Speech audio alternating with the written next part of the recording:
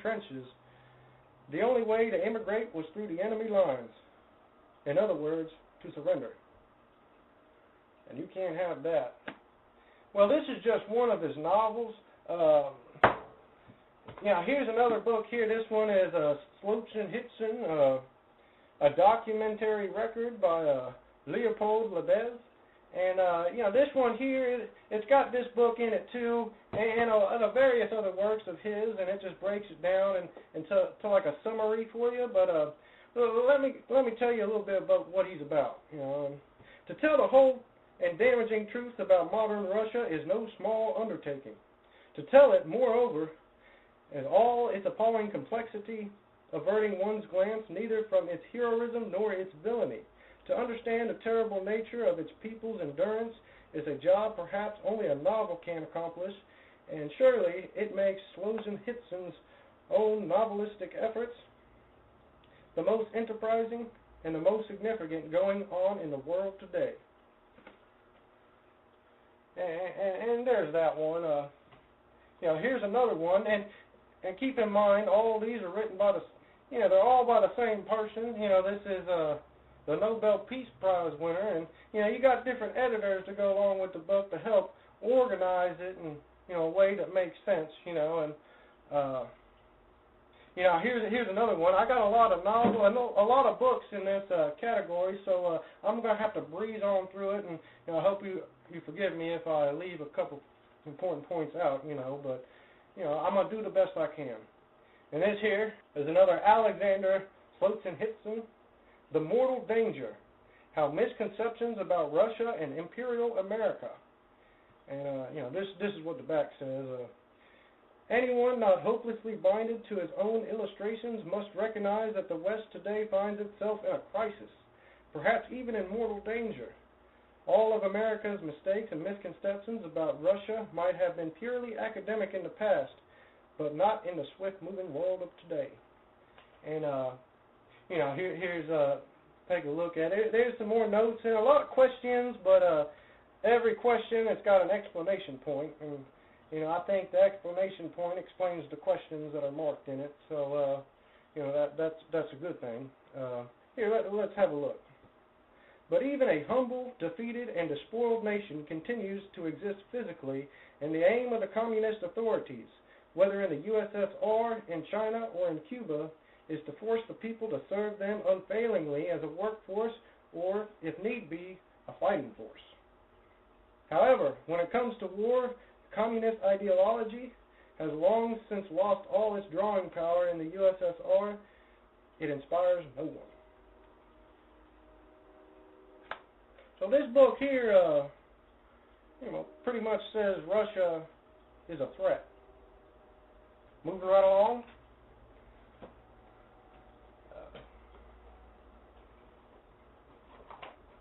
Here's another book by Alexander Solzhenitsyn. We Never Make Mistakes. And it's a Nobel Peace Prize winner, author of The First Circle and Cancer Word. And sure enough, I got them books here too. The First Circle, the Cancer Ward, and the Gulago Archipelago. You got to excuse me if I mispronounce these. I got kind of an accent, but it's the way I say it, so that's okay. Well, any one of these books. Let's start with this one here. The First Circle.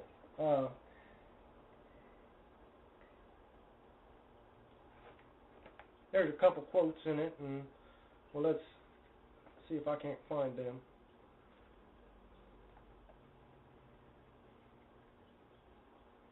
What is the most precious thing in the world? It seems to be the consciousness of not participating in injustice, and injustice is as stronger than you are. It always was, always will be, but it will not be committed through you. And that's right. Evil's all around us, but, you don't have to be like other people, and you don't have to surrender. And that's what I like. It's first person. This is from his point of view. He was in the concentration camps. Here's each of the two men felt superior to each other. Saladin because he knew all about the theory of mechanics, the resistance of metal, and many other learning things. Spiridon, because everything he touched obeyed him. Each patronized the other, Saladin openly, Spiridon secretly. And, this book here, I didn't really get around to all of it. I just skimmed through it, but, I like it because it shows the way people act around other people. You may say and do something in the present, but up here, you've got something else going on, and, this book kind of brings it out, the way people, deception is what I think this book covers very well. The Cancer Ward, this book here, these are one of his great books. I got them all. I got all the books he's written.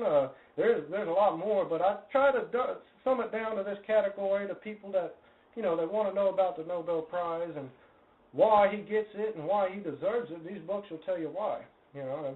Well, let's take another quote out of it. Yeah, I like this one. These women's tempers, he'd forgotten what they were like. They were all the same, one whiff, and off they flew. Only with men could a man have a long-standing, normal relationship. Now Zoya, too, was getting at him, fluttering her eyelids in reproach. She had taken fright. If they began the injections, what would be left between them? What secret would they have? And I like this. I think it takes place in like a hospital. It goes on into different people's personalities and what they're actually like, and just because you don't have anything, just because they take your food, they take your clothes, they take your land, don't mean you can't have a sense of humor about it. And I think this guy, he's a very bright, a very happy man, and here's another one. He was terrified that tomorrow morning Radachif would suddenly force his way past the nurses, past the orderlies, fling himself into the room and start beating him up. He was not afraid of being brought to justice, or of the judgments of society, or of disgrace, but simply of being beaten up. It had happened only once before in his life, at school in the 6th grade, during his last year. They waited for him one morning by the gate, ready to get him. None of them had knives, but ever since that, he had a terrible apprehension of cruel, bony fists coming at him in all directions. And,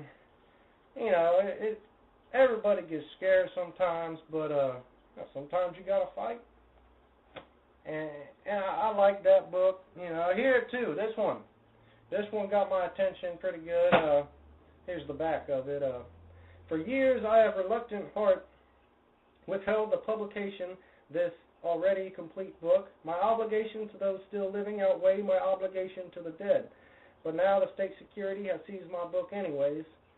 I have no alternative but to publish it immediately. This is an important book. You see, this book here is important, and important people. This book here is the concentration camps. I don't mean World War II, I mean World War I. The concentration camps. See, this book here, it tells you how to survive. Here's some quotes in it. This is first-hand experience inside the work camps. Let's see what he says. Anonymous students had prosecuted him on the wall newspapers. After 23 years of lecturing, he had summoned to general students meeting to give an account of his work.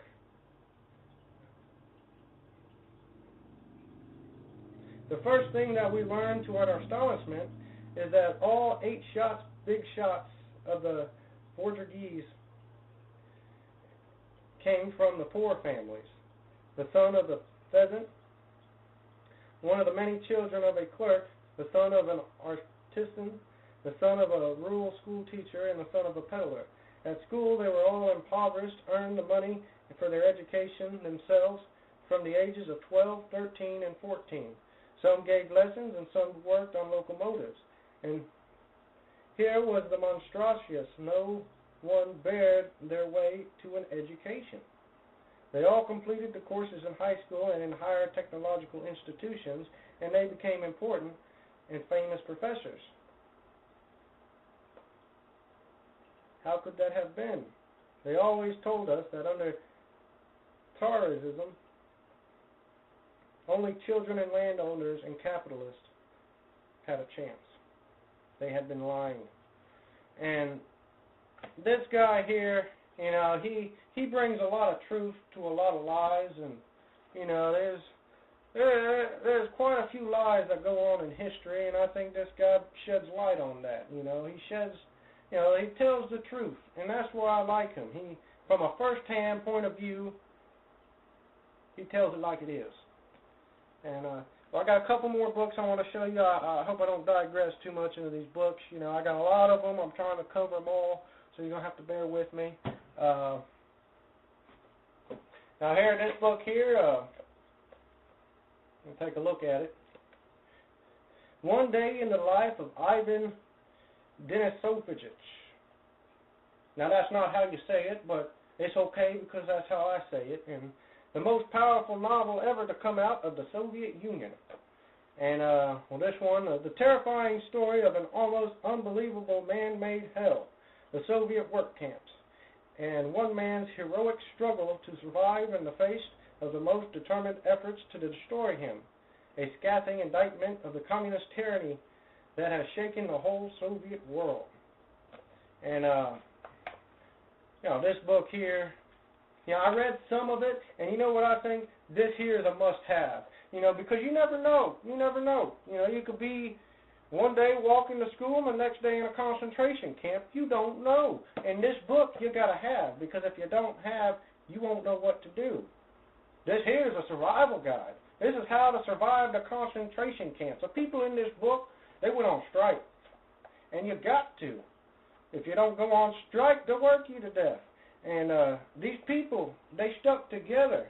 When you're in a cell, when you're fenced off like cattle, all you got is yourselves. And that's what this book's trying to say, is that you got to stick together. And that's what they did. And you got to read this book, because if you get in a concentration camp, what are you going to do? And well, the last book I got is, again, this is my favorite. It's called the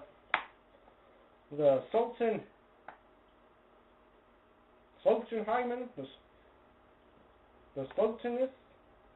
Well, I'm confused on how you say that name. If you could just put a comment, I don't know. I could read it, but I don't know if I could say it. You know, this is a particular pictorial autobiography.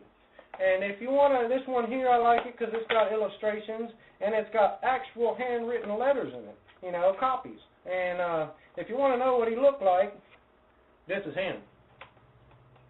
That's the guy. This is a Nobel Peace Prize, and you know, he's got lots of pictures, and you know, he's done a lot of work. This is a famous man, and you know, I respect him. You know, he's struggled. He's been through it all, and he ain't around much more. But if he would, I'd shake his hand if I could. You know, I got a lot of respect for this person, and you know, I didn't learn that much about him in history, and I got a feeling people haven't, and I think they should, because you know, he's been in the concentration camps, and he'll teach you how to survive. You know, there's injustice going on, and well, he sheds light on that, and I think he deserves respect. And you know, this here is a collection. You know, I didn't read the copyrights on it, but majority of these books here, they come from the 1970s. I'll provide a link for them if you want to check them out. You know, on eBay, I'll have all the full information and full description of them. But you know, all of Alexander's great works is, you know, I got the books right here. You know, so if you want to check them out, just click the link below, and we'll see you next time.